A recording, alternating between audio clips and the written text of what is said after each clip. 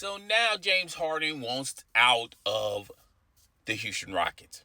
He wants to contend and win a title, win a championship, win a chip. And he knows that if the window is not closed, it's almost closed as far as dreams and aspirations of the Houston Rockets being, winning a championship. Now he wants to go elsewhere. He wants to be traded to the Brooklyn Nets. Now, this comes at the eve of the Rockets organization wanting to sign James Harden to an extension, and he was going to be the first $50 million player, well, $50 million a year player.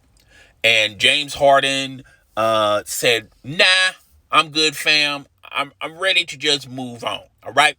Now, before we get into this, and if this trade actually happens and James Harden lands with Brooklyn, I'm going to tell you how it's going to work out with Brooklyn. But before I tell you how it's going to work out with Brooklyn, having James Harden alongside Kevin Durant, reunited, and it feels so good, as well as Kyrie Irving is the earth flat, that type of Kyrie Irving. Let's get into James Harden, okay?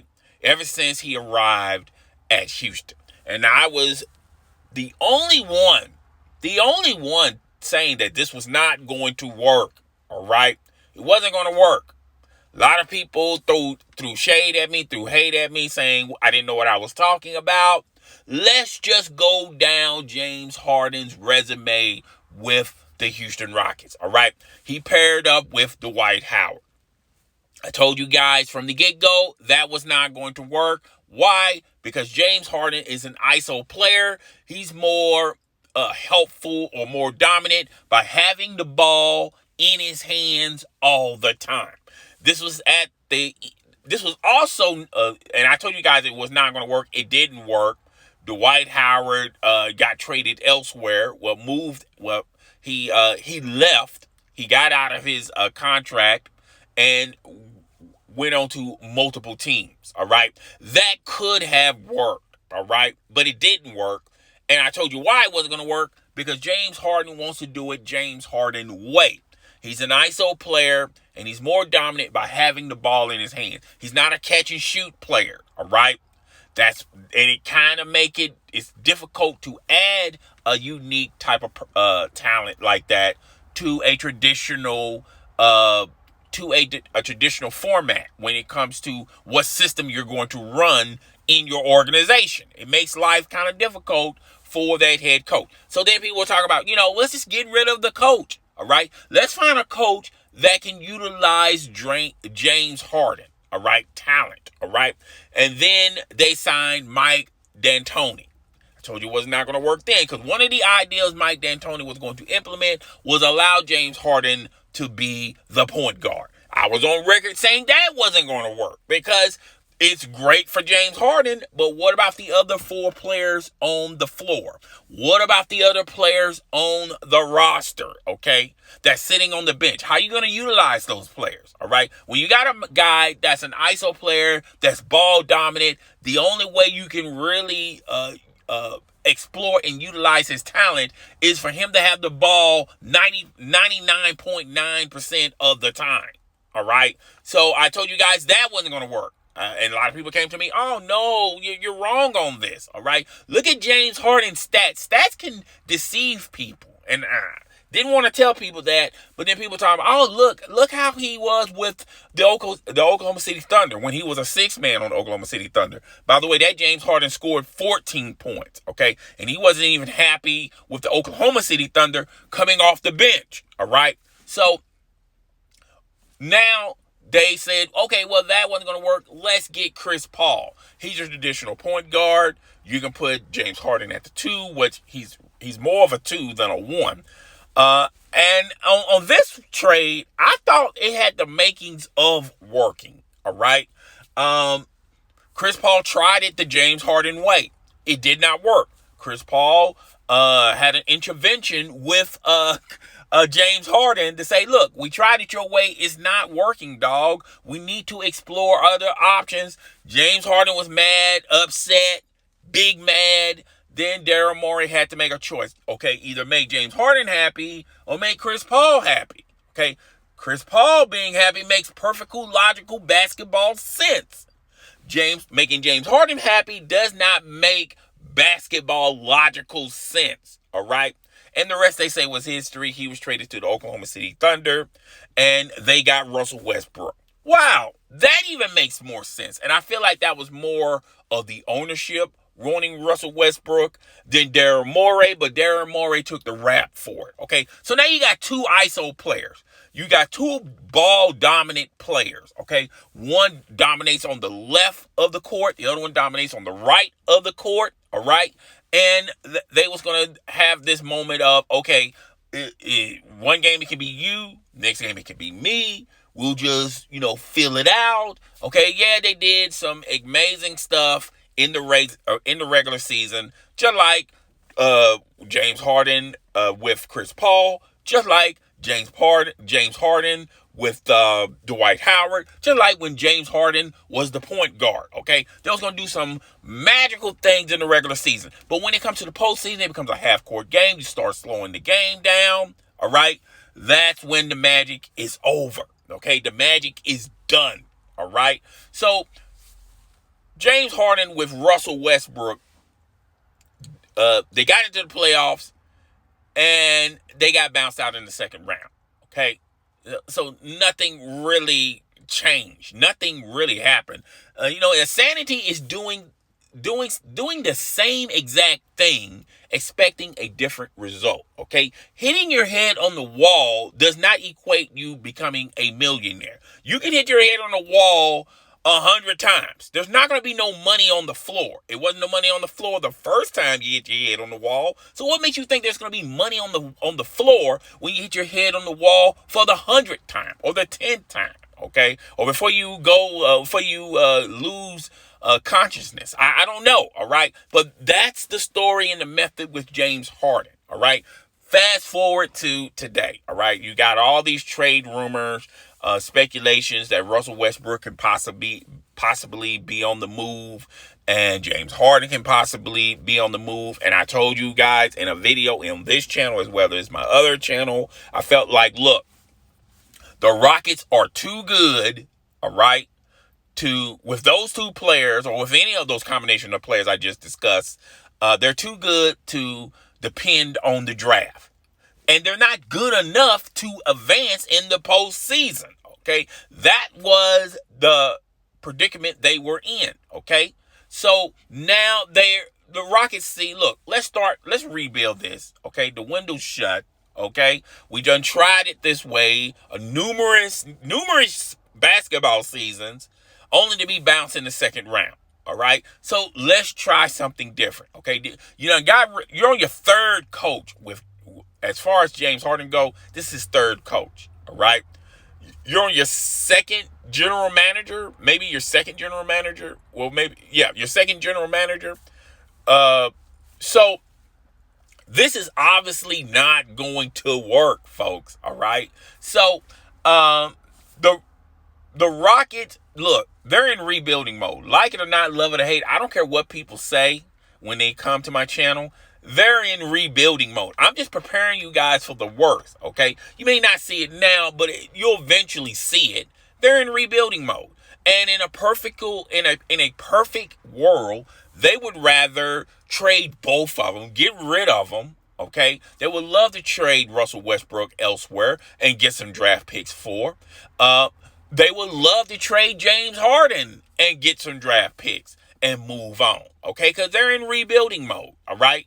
And like I said earlier, they're too good to depend on the NBA draft, because they're never going to get a high draft pick, okay? Not with those players not with the players that they have for this roster, including James Harden and Russell Westbrook. But they're not even good enough to advance out the second round, okay? And it's dwindling on whether or not they're even going to make it to past the first round. All right. So now you got James Harden wanting to go elsewhere. Okay. James Harden wants to go to Brooklyn. Let's get into this real fast. Okay. Let's look at Brooklyn as of right now. You got Kevin Durant. who can catch and shoot. He did it he did it with the Golden State Warriors. But there's a reason why he left the Golden State Warriors, because he was bucking the system, and he wanted to prove that he's the man. Even though, look here, Kevin Durant is better than all those guys on the Golden State Warriors. But he also wanted to be appreciated and loved by the fans of the Golden State Warriors, like one of their own. And the problem with that is he was not drafted by the Golden State Warriors. Okay, it's sort of like New Edition. All right, everybody loves the core five singers. Johnny Gill, when he joined New Edition, he was never going to be accepted as one of their own in Boston. Okay, even though Johnny Gill can out sing Robbie, Bobby, Ricky, all of them. Okay, he's never going to get that notoriety of being accepted as an original New Edition. He's never going to get that, and that's the same could be said for Kevin Durant. Kevin Durant is never going to get that. That's what he's searching for. That's why he chose Brooklyn. He wanted his own team. All right. So you got a player now with Kevin Durant that has a lot of things to prove, and he's going to be less likely to pass the ball around. All right.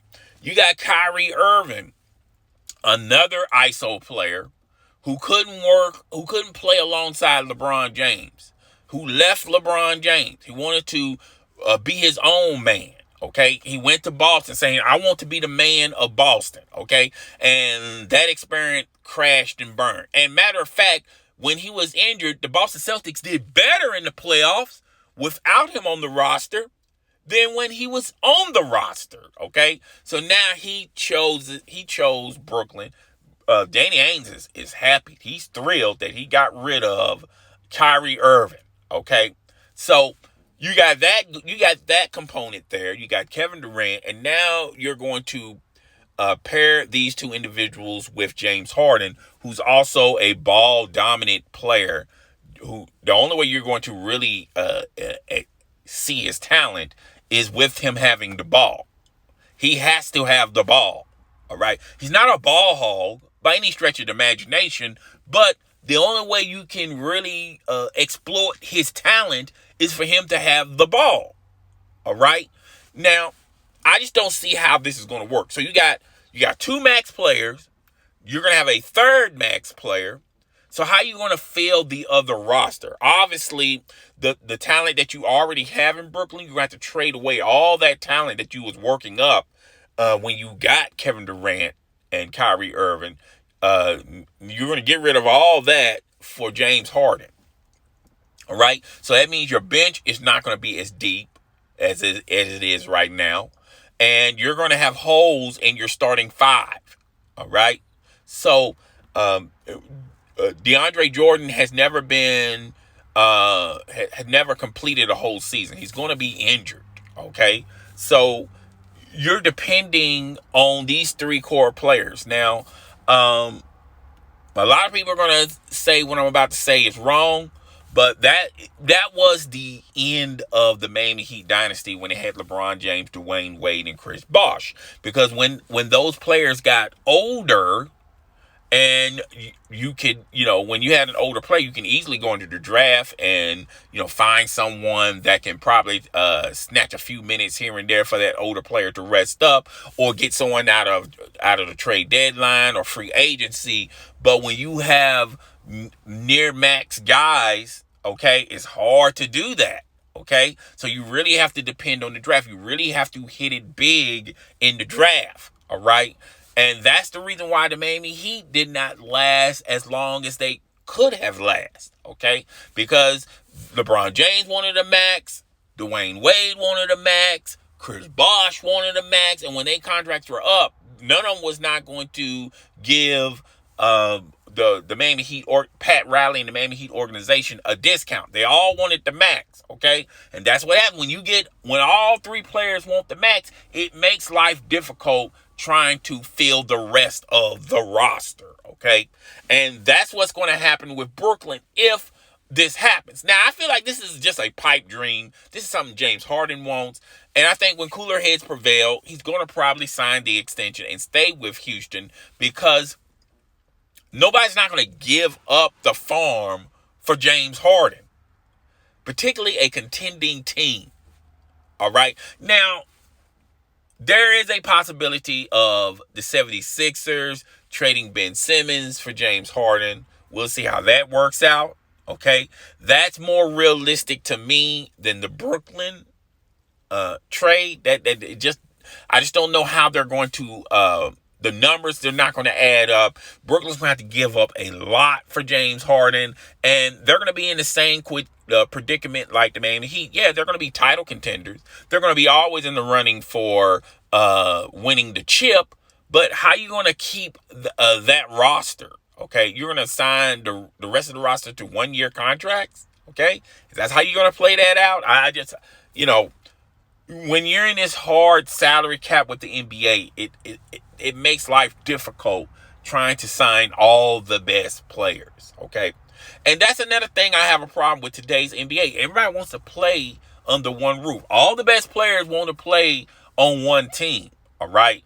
And, yeah, that's cool for that player, but what about these other teams, all right? So, that's another time for another video. I'm not even going to get into that. But I just don't see this a good fit. All right. One, I just don't see it trade-wise, how they're going to make that work.